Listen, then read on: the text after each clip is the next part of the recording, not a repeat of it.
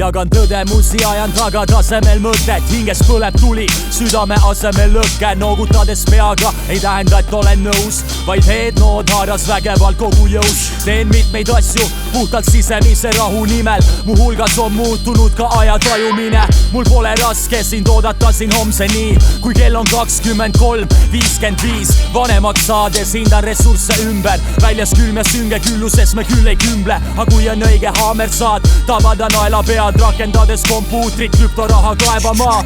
õues miinuskraadid, ilm on talve moodi, mul pole plaanis oma rõivaid panna garderoobi, T-särk, püksid ja pusa, mis on hiigelsuur, riputan need kuuse otsa, see on minu riidepuu. Reeglina alustan päeva meeldivalt, õhus õrka room ja käes on kohvikruus, segan espresso Uwe Moreeniga, arva mis see on, see on kohvikruus. Võitsid esimese koha, see sul toob au, kaifin endiselt biite, millel raw sound. Tõmban lauale markeriga sirge kriipsu, ühest äärest teiseni, see on mu joonlaud.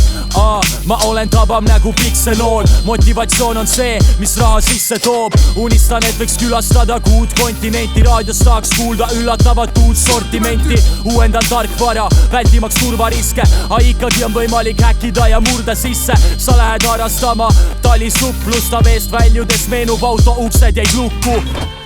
Väldid situatsioone, millega tüli kaasneb, et kõik mõõduks sinus nagu ookeanitel prügisaared. Sind hirmutab see, kui su salm ei valmi, sest saad teksti kirjutades randmekrambid on tööd ja annet tarvis, mitte kerida punast vaipa lahti. Kui liigsed sahmid jõuad kihutades maanteed kraavid, kui pead valima raja, vaata ette ei ununeks siis oma peast läbi arutada, et kuhu see viib.